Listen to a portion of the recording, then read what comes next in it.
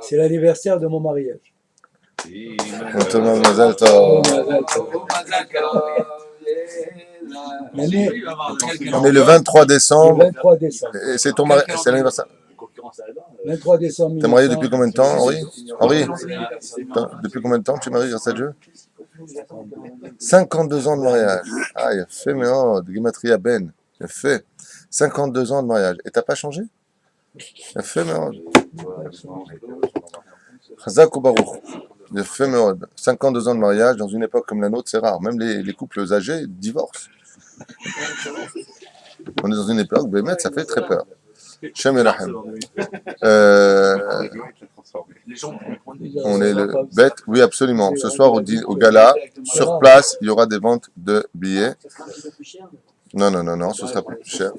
Le but c'est de soutenir le Kollel, Bezrat Hashem, et ceux qui veulent participer à cette soirée par PayPal sont invités grandement à le faire. Bezrat Hashem. Quoi qu'il advienne, aujourd'hui, on commencera un nouveau chapitre, celui de Otniel Ben Kenaz. Et sans plus tarder, ce matin, on avait dit comme cela, parce qu'il est déjà 8h30, on a discuté avant hors caméra de bien des sujets, mais maintenant il faudra peut-être commencer le shiur si Dieu veut. On a dit que dans la Gemara qu'il y avait 3 choses qui pouvaient faire perdre ou baisser la vue de l'homme. C'est celui qui regarde un arc-en-ciel, dit la Gemara, celui qui regarde un président, on voit son visage quand il lui parle, dit un nasi, ou un premier ministre, ou celui qui regarde pendant la Birkat Kohanim, pendant la bénédiction des Kohanim. C'est 3 choses qui peuvent faire perdre, ou plutôt baisser, plus exactement, la vue de l'homme. D'ailleurs, c'est une des raisons pour lesquelles, dans la paracha de la semaine, on nous dit que les frères n'ont pas reconnu Yosef. Et pourquoi ils n'ont pas reconnu? Parce qu'ils ne le regardaient pas. Ils ne pouvaient pas le regarder tout simplement parce qu'il était vice-roi d'Égypte. Donc, il était à un degré où on n'a pas le droit de regarder de peur de perdre leur vue. Tout simplement. C'est un midrash qui est raconté et rapporté dans le livre Orachama, que je reprends de cette Gemara. Donc faites attention, Bezrat Hashem, à protéger vos yeux par rapport à ces 3 éléments. Rabbeinu nous enseigne ce matin, et il nous dit, puisqu'on commence un nouveau chapitre, Bezrat Hashem, sur la Ga'ava. En Mashiach ba, ad shichle Ga'ava min ha'olam. Le Mashiach ne viendra pas tant qu'on aura de l'orgueil en nous. Alors en général, quand tu dis ça à un Tunisien, il te dit « Gêné, Diwan ». C'est pas tunisien, toi, pourquoi tu rigoles?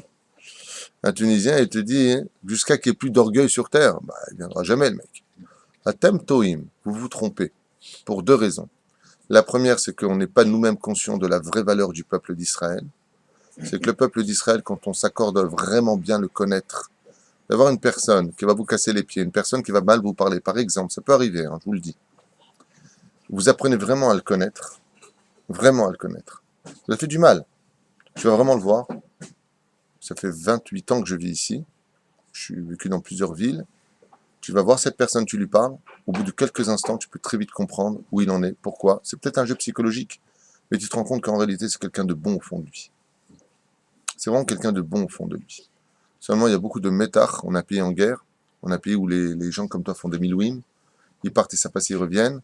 Quand ils sont pas là, par contre, leurs affaires, elles, la banque, elle ne tient pas compte qu'il est milouimique, le mec, il est parti, que son affaire est fermée. La banque, elle lui dit, bah, tu rembourses. Il y a beaucoup de stress.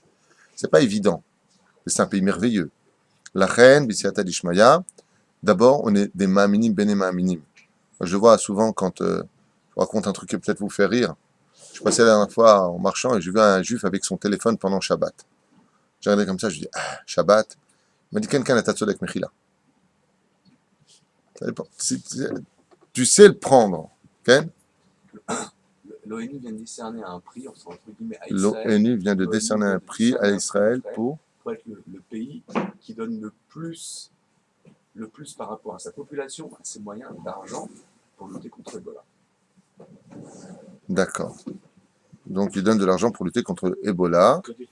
Oui, ils font la tzedaka. Tu sais qu'on t'écoute, Adam, là. J'ai un copain qui vend plein de fenêtres. Ah, très cher.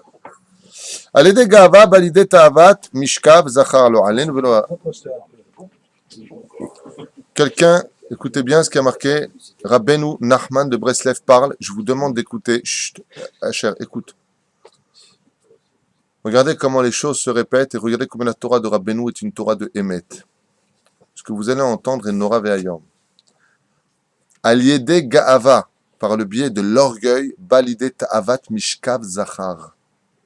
Quelqu'un de très orgueilleux finit par avoir envie d'être homosexuel. Comment on appelle, Daniel, au lieu de rire, comment on appelle le défilé des homosexuels en hébreu? Mitzat Agava. Mitzad Agava.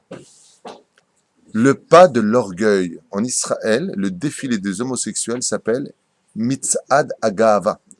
Si une personne, comme ça dit Rabbeinu, pourquoi tu as tellement rigolé? Tu connais un mec qui est très orgueilleux? T'as peur pour lui maintenant? Hein? Il habite tout seul avec sa maman. Aliede Ga'ava Balide Ta'avat Mishkav Zachar Gam Balide Ka'as. Les gens qui ont beaucoup d'orgueil finissent par avoir des penchants homosexuels, dit Rabbeinu Nachman de Breslev, et finissent par être des gens coléreux car ils ne tolèrent absolument pas l'erreur ni quoi que ce soit d'autrui. Gam lifamim en isha mit'aberet. À cause de cela, la femme, des fois, à cause de l'orgueil, peut ne pas tomber enceinte, mais chamat she'i mekushetet, par le fait qu'elle est enorgueillie de sa propre personne et ne cesse de vouloir se faire belle, vi ba'alat ga'ava, et qu'elle a tout simplement de l'orgueil en elle. Il faut qu'elle travaillera si elle veut avoir Bezrat Hashem, un enfant, particulièrement son orgueil. Donc, ça se discute à certains degrés pour chaque cas et son niveau. Alede Gava bara'ab laolam, et il nous dit comme ça qu'à travers l'orgueil, eh bien la famine s'abat dans le monde. Donc, Bezrat Hashem, qu'on fasse toujours preuve de grande humilité.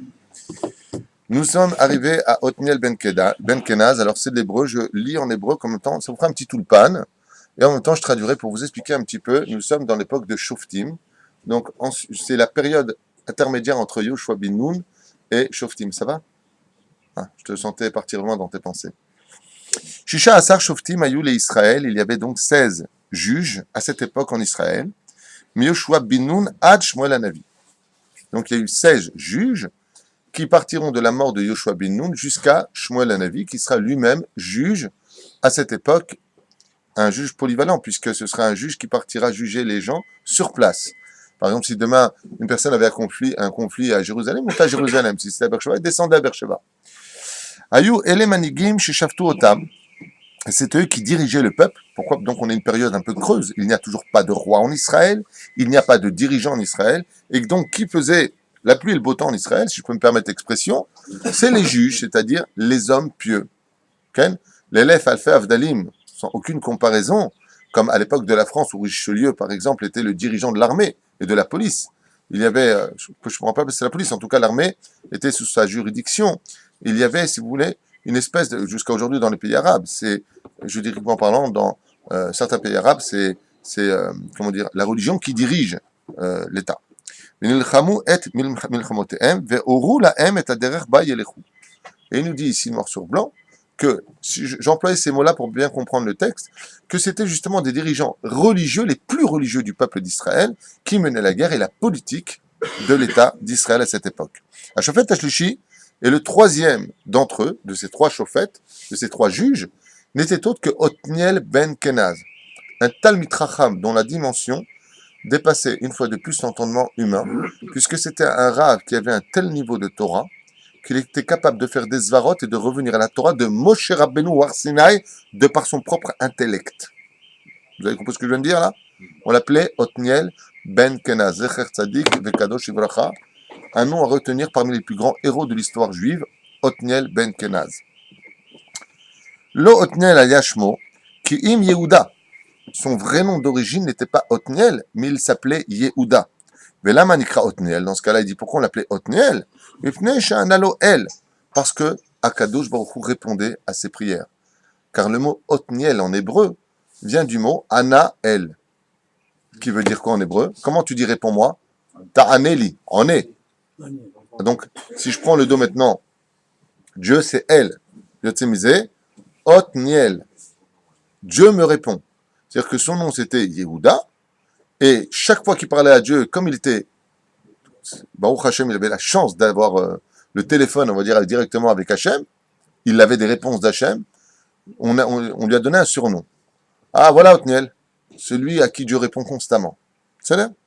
Ad shelo shak'ash shimsho shel Yehoshua, zarcha shimsho shel Otniel. jusqu'à ce que soit couché le soleil de Yoshua bin Nun, alors ne pouvait se lever que la lumière de Othniel ben Kenaz. Vous avez compris pourquoi à chaque fois il faudra la disparition d'un tzaddik, il faut que Sarah parte pour que se lève Rivka. Un soleil ne peut se lever, un autre soleil, Kavana, une autre grande personnage ne peut se lever. Pourquoi? Parce que c'est à son tour de régner sur terre par rapport à son mérite. Car Oualav Benedoro, Bikinu Oto Gambeshem Yahabetz. Il avait un deuxième nom. Alors, ce que je vous entendais aujourd'hui, c'était pas quelque chose que vous allez vivre à l'extérieur, mais il est bon d'apprendre l'histoire de votre peuple, parce qu'en réalité, derrière tout cela se cachent aussi de grands secrets. On lui avait donné un deuxième surnom qu'on appelait le Yahabetz. Pourquoi? Al-Shem Sheyahatz Virbitz Batora B'Israël Talmidei Chachamim. Et pourquoi est-ce qu'on disait le Yahabetz? Yahabetz, dont la racine vient du mot Yoetz, qui veut dire il avait des conseils tellement grands en Torah que n'importe quelle personne qui le rencontrait devenait un Talmid Chacham. Pas il faisait tchouva, hein, il devenait un grand en Torah lui-même. On l'appelait donc le Yahabetz. On va voir celui qui donne des conseils merveilleux. Vous connaissiez ce personnage avant aujourd'hui? Othniel ben Kenaz. Si vous allez sur sa tombe, Ezrat Hashem, hein? Hein? Oui. Shagdan ve'oev Torah aya Othniel. Tibériade.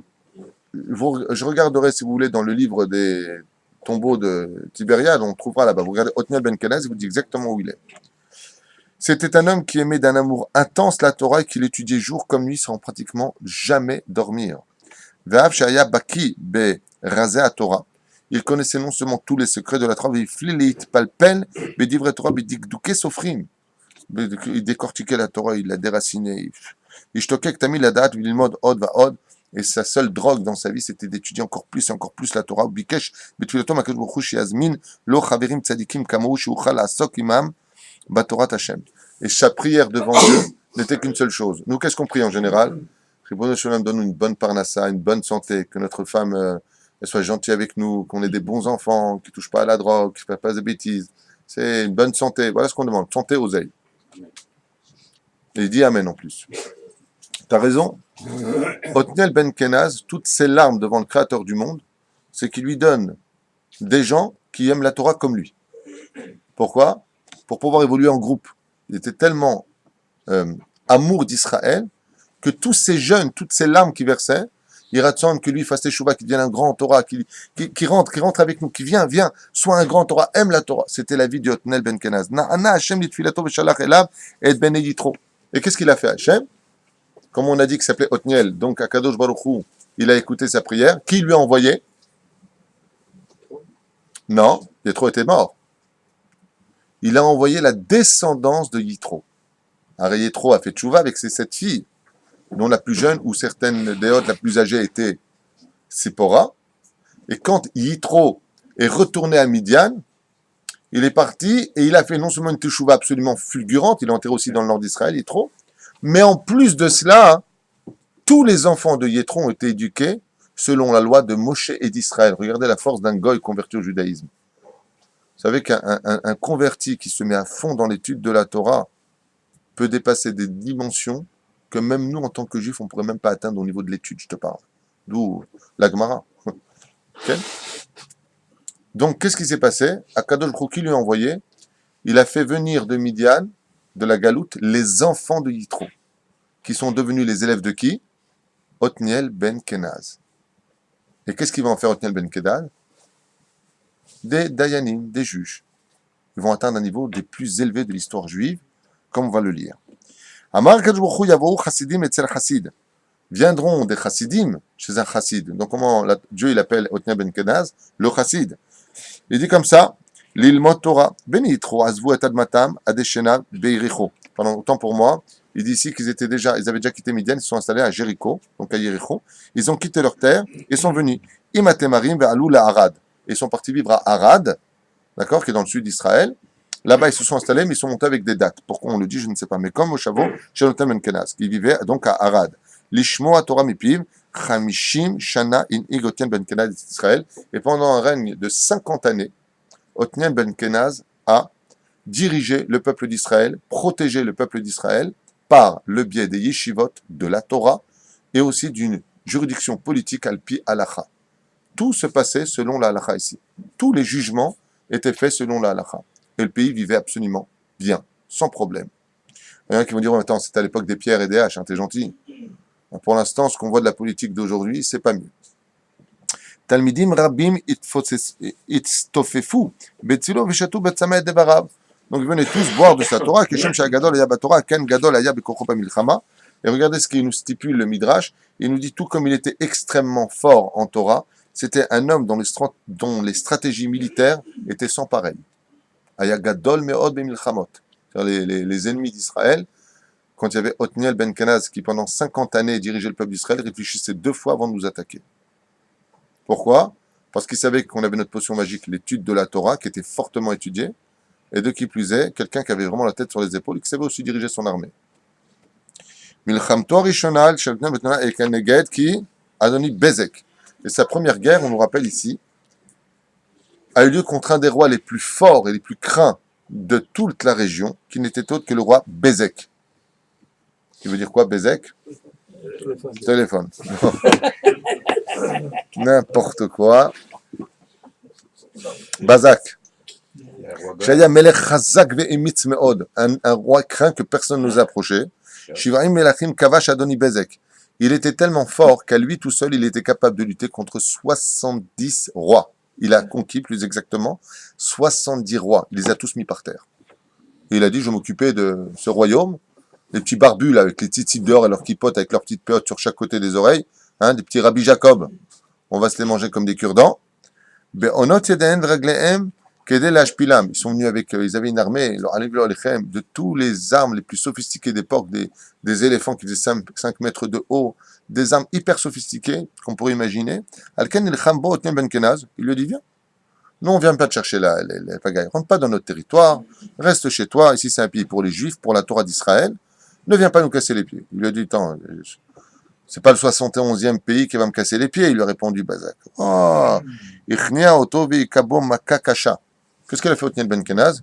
Il lui dit, puisque tu veux pas comprendre ta douleur, je vais venir te donner une tannée, comme ça tu vas comprendre que les Juifs, faut pas toucher à nous. Baruch Hashem. Il est parti, ve'ishmid oto bamakom. Maintenant, makakasha. Si le Midrash de makakasha, ils les ont détruits. Mais tu as là-bas où est-ce qu'il est enterré? Tu vas trouver. Tu as trouvé où est-ce qu'il est enterré? Il a fait. Il est enterré à Hebron. Othniel Ben Kenaz. Non, mais c'est pas la peine de me l'amener, je te crois. Ah, je savais pas. Où à Hebron?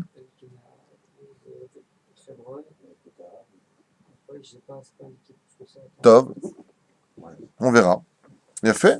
En général, ils sont tous entrés dans le nord, les tzadikim. Milchamto Ashnia et Taim Luz. Sa deuxième guerre a eu lieu avec le roi de Luz. Ir Chazaka et Luz Bishat Kerav, une ville extrêmement forte et puissante et crainte des nations. Ou Bishat Kerav Zgura ou Zgeret, avec une muraille infranchissable, la Kabana. C'est là Halulaya Alpitra, avec un énorme rocher qui se tenait donc à la porte de cet endroit. Shel Me'ara Achat Nisteret Vedarka Efshar Aya Likanes El Aïr. Et là-bas, en réalité, il y avait une espèce de rocher qui menait à un tunnel par lequel il était possible de pénétrer la ville. Vous savez, on va étudier des choses qui vont peut-être vous étonner, mais quand on arrivera au roi David, je pense qu'on va s'arrêter pendant 1 an sur sa vie, hein, parce qu'il y a tellement, je suis en train de lire des choses sur lui c'est vraiment impressionnant comme personnage, et même Walt Disney pourrait quand même s'imprégner de ce qui se passait à l'époque du roi David. Mais par exemple, la ville des Amalécites. Imaginez une ville de guerriers sans précédent. Une muraille infranchissable. Et juste Yoav, un homme, va se faire catapulter au-dessus de la muraille. Donc déjà, le mec, il est catapulté, hein, vous comprenez? Puis il arrive au-dessus de la muraille, les 2 pieds sur le truc. C'est-à-dire, le mec, il a fait l'école de Shaolin. Bang! Ok? Et à lui tout seul, il va tuer des milliers à l'intérieur, ouvrir la porte des Amalécites et faire entrer l'armée du roi David. Imagine, je te mets sur une catapulte et je t'envoie à 25 mètres sur une muraille.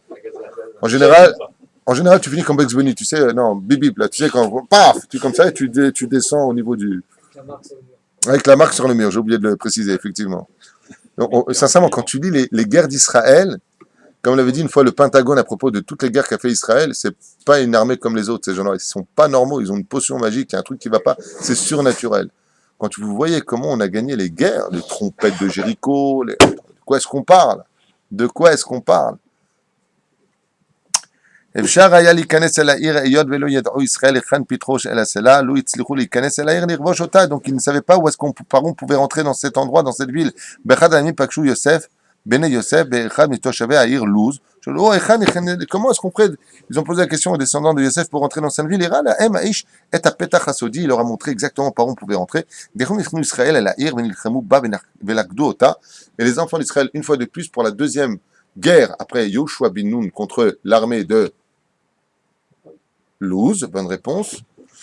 Eh bien, je sais pas, si vous allez à l'école, vous apprenez l'histoire. Apprenez l'histoire. C'est-à-dire, Luz ont trouvé le passage et ils ont mis à feu et à sang cette ville, une fois de plus, qui voulait lutter contre Israël. Et Ish Shigila la M Ketzal Ikanes Alaïr, Ish Iru Bahaim. Et le seul qu'ils aient laissé en vie, c'est celui qui leur indiquait par où passer. Oto Ved Ben Mishparto, Bishukhou, Bishalom, Imkom Akrab. Et ils l'ont envoyé. Hein? Par des tunnels, en l'occurrence. Ils sont rentrés par un tunnel qui menait à la ville, avec couvert par un gros rocher. Ils ne savaient pas où est-ce qu'il était. Ils ont trouvé une personne qui leur a indiqué le chemin. Il y a un habitant de chez eux qui connaissait la valeur du peuple d'Israël. Il leur a dit, écoutez, nous, on sait que Dieu est avec vous. Donc, nous, on ne veut pas de problème. Voici par où on peut rentrer. Que Dieu décide qui gagnera la guerre. Ils sont rentrés. Ils ont gagné la guerre. Et cette famille-là a pu avoir la vie sauve. Hagoy, chez Israël, lo hemitou, itachef beretz chitim. Et bizarrement, le texte nous parle de ce goy qui leur a donné le chemin pour y aller. Il dit qu'il est resté en vie. Lo emitou, vitachef beretz chitim. Il est parti s'installer dans la vallée du blé. Bana lo ir vegar sham. Il s'est construit une ville pour lui. Et il s'est installé là-bas. Et Yod va à Sarchesadim Israël. Oh là, c'est incroyable. Vous voyez ce que je vous ai dit hors caméra tout à l'heure. Regarde Daniel pour la question de tout à l'heure. Je n'ai pas fait exprès. Je lis, je découvre avec vous. Hein. Qu'est-ce que je te dis tout à l'heure? Quand un goy rend un seul service à un juif, Dieu le récompense. J'ouvre le texte de la Torah. Regarde comment que le Dieu nous aime. Et Yod ve'asa chesed im Israël. Étant donné que ce goy, il a fait du chesed avec Israël, il a fait du bien à Israël, Natan lo hakadosh hu sachar, il lui a donné un salaire, v'iftiach she'ish lo yuchal la'akriv et iro. Qu'est-ce qu'il a fait ce goy? Il a dit aux juifs, voilà, vous pouvez rentrer par là. Mais ça, qu'est-ce qu'il a fait? Voilà, c'est là les mecs. Il a pour un doigt levé. Israël a pu rentrer à l'intérieur. Otniel ben Kedaz, sur le rabbin, il est rentré. Il a fait la guerre. Qu'est-ce qu'il a fait ce goy? Il a pris sa famille, il est parti s'installer sur un territoire libre. Ouais. Il a construit une ville pour avoir montré du doigt, pour faire nachatroach aux juifs. Akadosh Baruch Hu lui a dit, écoutez bien, la tanosar veftiach sheish lo yuchal le'achiv et iro. Dieu il a ordonné aux juifs de ne jamais toucher à cette ville. Pourquoi? Cet homme a un mérite. Qu'est-ce qu'il a fait? Au lieu de prendre ce doigt de le mettre dans le nez pour chercher quelque chose, il a fait juste ça à un juif. Voilà, c'est là. Et qu'est-ce que je t'ai dit tout à l'heure? Hein? Il me semble qu'on l'a donné, non? Oui, c'est ça, Chitim. Eretz, pas Ritim, Chitim, Yatik. וכך היה, וגם כשהפך סנחריב את העולם, et par exemple, il y a un roi qui a conquis Koutsaïrik. Beaucoup plus tard, il y a un conquérant qui était craint. Alors lui, par contre, il s'appelait Sencherib, roi de Achour. Vous vous rappelez? Lui, il a conquis toutes les terres. Quand il est arrivé à cette ville, chez Gial au Tahir, chez Ahiriv et Nebuchadnezzar et Kol HaOlam, et même Nebuchadnezzar, quand il a conquis toute la terre, quand il a Lo Nichnas Laïr Azot. C'est pas simplement lui, on parle maintenant, lui, il est à l'époque d'Otniel Ben Kenaz, ce goy qui a construit cette ville. C'est sa descendance dont on parle. Maintenant, quand Nabucodonosor, vous savez que Nabucodonosor, il rigolait pas, c'est pire que Daesh. Lui, il mangeait ses ennemis. Il est coupé vivant, il les mangeait. Ses ennemis. Je parle de Nabucodonosor. Quand ils sont arrivés dans la ville, les goïms qui étaient là-bas, quand ils sont passés l'armée, ça va? Ouais, ça va et vous? Ça va? Ouais. Et pourquoi vous avez détruit tous les villages, toutes les villes, toutes les citadelles, tout a été cassé, tout a été brisé sur leur passage. Tout le monde a été soumis à des taxes, sauf une ville. Une seule. La ville de Chittim. Ni, le texte nous dit, donc beaucoup plus tard, Sancherib, roi de Achour, ni même Nabucodonosor, qui s'est arrêté dans les moindres détails du globe de la terre pour dire « Je suis le taulier », quand il est arrivé à cette ville, il a renoncé à elle. Personne ne sait pourquoi. Le Midrash nous dit car Dieu a empêché la chose. Cette ville-là, hein, tu te rends compte ce qu'on lit là? C'est pas une réponse, c'est pas de moi, je vous la lis. Donc ne vous étonnez pas, messieurs, quand vous voyez des choses qui vous paraissent bizarres. Comment se fait-il qu'un non-juif, alors aussi à plus forte raison pour un juif qui se comporte comme un non-juif, s'il fait du bien à Israël, comme de leur permettre de faire leur alia, qu'il ait son nom dans toutes les rues d'Israël. Zakal Vachomer. Aïe, aïe, aïe, aïe, aïe. Alors imaginez un juif qui est religieux en plus, qui est pratiquant. Hein? Demande à celui qui est parti de ce monde. Tu te trompes. Vous n'avez pas de notion du salaire que Dieu donne à une personne qui a fait Torah Mitzvot. Ouais. Et je vais te dire une chose. Demande à mon copain qui est parti étrangler à table, parce qu'il a mal avalé et qui est parti de ce monde en 3 minutes top chrono à la montre. Ouais. Demande-lui aujourd'hui à ce merveilleux personnage comment il est dans les cieux. On vit dans un monde de mensonges. On est prisonnier dans un corps où on croit que tout est limité à ce que l'on voit. Si vous savez qu'en réalité la vraie vie ne commence qu'après la mort, la vraie, là on est dans le monde du combat, on est sur le ring. Quand on meurt, on rentre chez soi. Allah les bêtes olamo. Là-bas c'est la vraie vie. Et là-bas tu as intérêt à avoir beaucoup de lumière, sinon tu vois rien. Et t'es mal. Parce que c'est l'éternité qui se prononce. C'est plus une question de temps. On est hors temps. Donc souffre 70 ans, 80 ans, et kiffe ta race pour l'éternité. Enfin, souffre. Les souffrances n'appartiennent qu'à ceux qui veulent les voir. Hein. Les dimensions de nos problèmes n'appartiennent qu'à ceux qui veulent s'angoisser pour elles. Tu veux pas t'angoisser, tu t'angoisses pas. Hein. Je connais quelqu'un qui s'est angoissé pendant 3 jours. Il s'est fait de la bile. Bah, sauf son problème. Pour 3 jours, ça a arrangé. Tu vas mieux? Il m'a dit oui. Genre, donc 3 jours pour rien. Il m'a dit oui. Pourquoi tu prends la tête? Avec Orange, tout s'arrange. Avec Orange, tout s'arrange. Top. Tu vas aller t'asseoir là-bas, toi. Hein. On va faire des groupes. Ouais, on va faire des groupes intelligents, moins intelligents. Af le malach hamavet, lo haïta shlita ba'ir uskenim sheba. Et regardez jusqu'où ça va.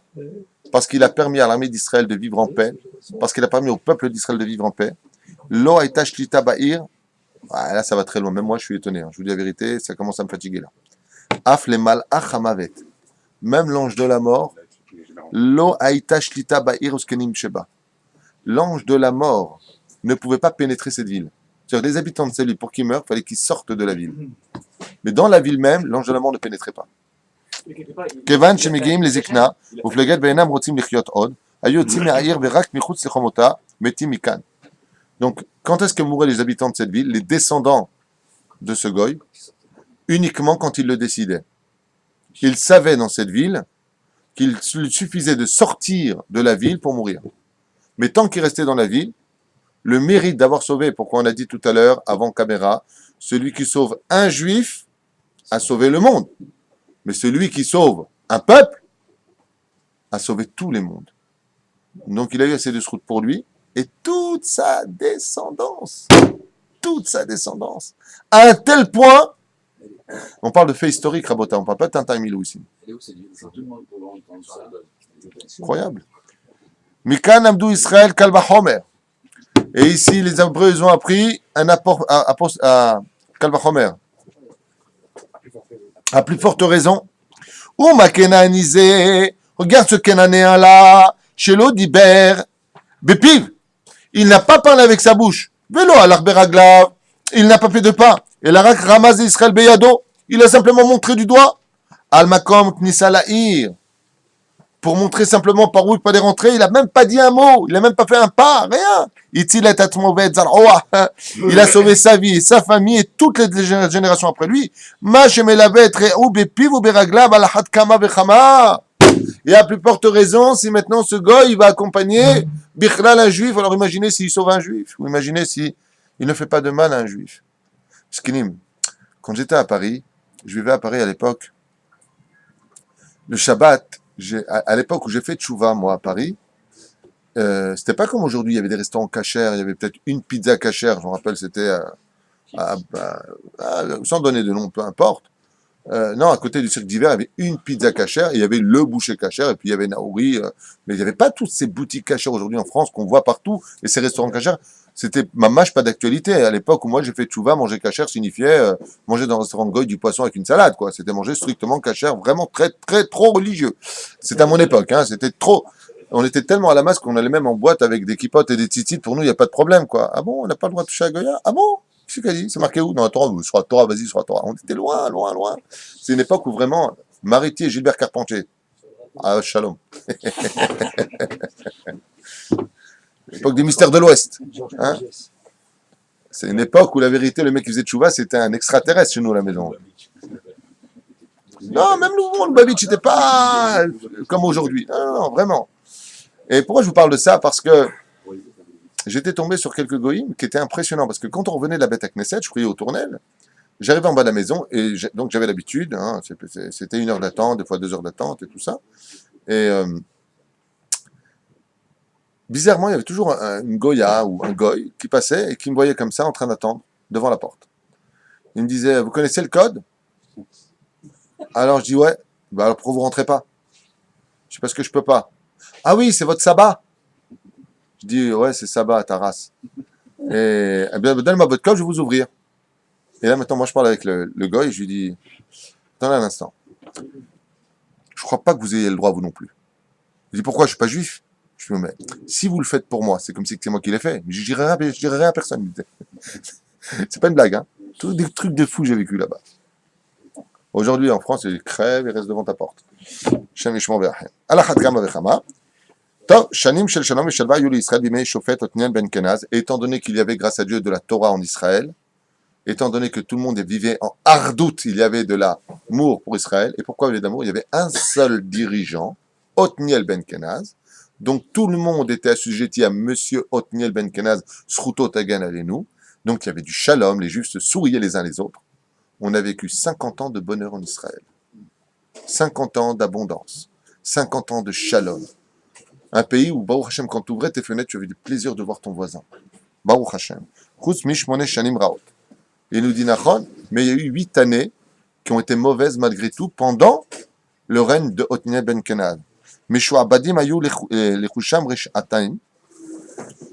Lechushan rishataim. Melech arzar. Ze aya Lavan Arami. Parce qu'il y a un roi qui était extrêmement mauvais et extrêmement méchant, qui a foutu le balagan en Israël, Rishato ve'asa, Achad bimei Yaakov ve'ashnia beyamav shel Otniel ben Kenaz. Il y en a qui disent que c'était la réincarnation de Lavan. Otan shmona shanot mitzuka igiu livnei Israël ke'onesh al. Ah, d'accord. Il y a quand même eu 8 années qui ont été mauvaises pour Israël, où un roi méchant a foutu le balagan et a malheureusement terrifié Israël. Pourquoi? Réponse. Parce qu'ils ont pendant 8 ans laissé tomber l'étude de la Torah et se sont adonnés à l'idolâtrie avec les goïms, qui leur ont apporté les plaisirs de ce monde, les femmes, les statuettes, les plaisirs de l'argent, des casinos. Ils les ont emmenés dans leur monde à eux. Akadosh Baruch Hu leur a dit, si vous ouvrez la porte au mal, il va rentrer. Le mal est rentré. Et donc pendant 8 années, jusqu'à ce que Otniel ben Kenaz ait fait le ménage, il y a eu 8 années très dures pour Israël. Shachachou et Hashem, ils ont oublié Hashem. Ve'avdu avodazara mamash, ils ont fait de l'avodazara, de l'idolâtrie. Ve'yera davar me'od bene Hashem, et cette chose-là a déplu énormément aux yeux d'Hashem. Ve'ishtach et kushan rishataim, et donc qu'est-ce qu'il a fait Hashem? Regardez bien ce qu'il a marqué. Dieu a envoyé ce roi qui s'appelait Kushan Rishataim, c'était son nom. Il était tellement mauvais que son nom s'appelait Kushan le grand méchant, le rempli de méchants. Les Hatzik Lahem, afin de frapper Israël, pour les remettre sur le droit chemin. Batzar Lahem, Zaakou ben Israël et Hashem, ils ont tellement souffert pendant ces 8 années que le peuple d'Israël n'a cessé d'hurler. Azvou et Psalim vehazrou bitshuva. À force d'avoir pris des coups, les femmes violées, éventrées, la totale, Israël a dit stop, Hashem, c'est bon, on a compris le message, on fait tchouva, on reprend Shabbat, on reprend Torah Masim Tovim. J'ai fini dans, Stéphane, 2 minutes. T'es pressé? 2 minutes. Rak az shama Hashem et kolam, ra'et ma'asehem ve'oshia otam, roi Hashem, dès que le peuple sera fait tchouva, Dieu lui a dit ok, j'arrête. Il a envoyé une maladie à ce roi-là, qui est mort. Tout s'est calmé en Israël. Les enfants d'Israël ont repris le chemin de l'étude de la Torah et du shalom entre eux. Rom Hashem a été à l'Otniel ben Kenaz, l'Enekol Amar. Et comme le sroud d'Otniel ben Kenaz était si grand, ça a permis à toute cette génération de vite revenir au Mitzrayim. Chez Savlou ben Israël, venir des fois de Mitzrayim. Amar Jour le Moshevo, Raor Haïti et Oni Ami. Gam Atak, Sheera la M l'Israël. Ben im Zakaim, Ben im Chayavim, à l'Hashem l'Oshiam. Donc Dieu, comme il avait promis que le peuple d'Israël, qu'il soit coupable ou pas, de toujours les sauver dès qu'on fera tchouva, Israël, ben Kenaz, Israël. Donc Otniel ben Kenaz, quand il a dit, si vous avez fait tchouva, je fais la guerre. Et il y a une question à se poser ici, Eric. Pourquoi Otniel ben Kenaz ne s'est pas battu contre lui? Il s'est battu contre des rois invincibles. Pourquoi il n'a pas fait la guerre? Réponse. Il y avait la discorde. Hein? Hein? Il Non. y avait la discorde. Otniel ben Kenaz, il était bien présent pendant cette époque. Pourquoi il n'a pas fait la guerre? Je viens de vous lire un instant en hébreu. Tout simplement parce qu'il a dit, mais vous êtes fous, vous respectez pas Shabbat? Je pars pas en guerre, les mecs. Parce que vous étudiez pas la Torah? Mais vous le savez, t'as une super armée. Vous n'avez pas compris que mon armée ne sert à rien si vous n'avez pas d'études de Torah, les mecs. Oh! Il faut que des chivos soient pleines. Faites Shabbat! Dès qu'ils ont fait Tchouva, Otniel ben Kenaz, et on prend les armes, on y va. C'est la potion magique d'Israël. L'étude de la Torah. Vashan natam et kushan rishan beyado, mais az kol yamav hayu bene Israël beshalom al admatam.